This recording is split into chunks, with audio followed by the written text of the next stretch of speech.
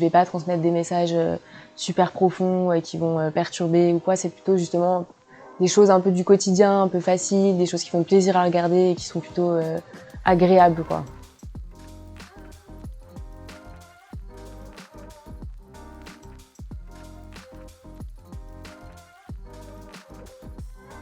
Moi, c'est Manon et mon nom d'artiste, c'est Pommette.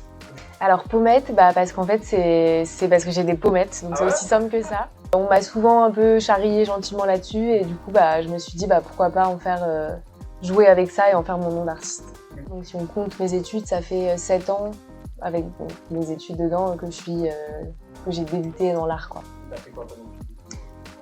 J'ai fait une école spécialisée dans la fresque, dans le trompe-l'œil en particulier. Après, on a été formé à plein de styles différents.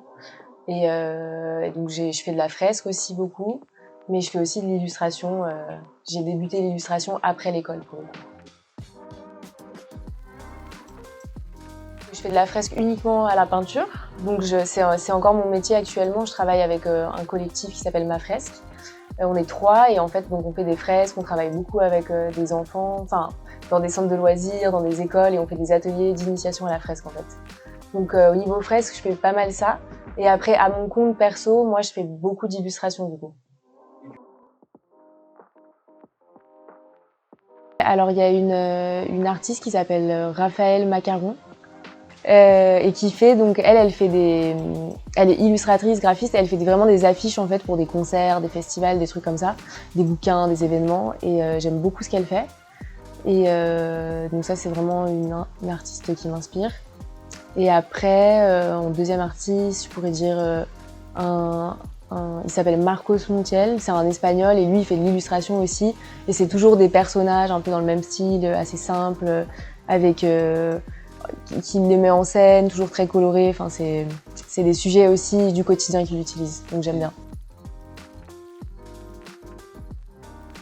En fait, moi, à chaque fois, mon travail, soit je choisis le thème avant que je veux travailler, et après, je prends des photos du thème que j'ai choisi, soit en fonction de photos que j'ai déjà prises, je vais trouver un thème par rapport à mes photos et les travailler comme ça.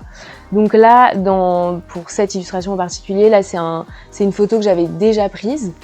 Et j'ai décidé de faire un truc sur la lumière des fumigènes et tout. Et donc, en fonction de ma photo, j'ai fait mon dessin à la main, j'ai recréé ma composition. Une fois que j'avais mon dessin, en fait, je le numérise et après, je fais la colorisation par des logiciels Photoshop, Illustrator. La photo, c'est toujours moi qui l'ai faite, et donc, comme je dis souvent aussi, là, la photo, je l'avais déjà prise et ça m'a inspiré mon illustration. Mais après, il y a aussi, voilà, très souvent, par exemple, sur celle-là où en fait, j'ai choisi le thème, là, c'était pendant le confinement. Et après, en fonction de ça, j'ai pris ma photo, j'ai bien choisi, ciblé ce que je voulais faire, créé ma composition en fonction du thème que j'avais choisi. Ce serait plutôt transmettre un message, encore une fois, assez léger, quelque chose pas... Je pense pas être quelqu'un en tout cas avec mon art, de très engagé. Je vais pas transmettre des messages super profonds qui vont perturber ou quoi. C'est plutôt justement des choses un peu du quotidien, un peu faciles, des choses qui font plaisir à regarder et qui sont plutôt agréables, quoi.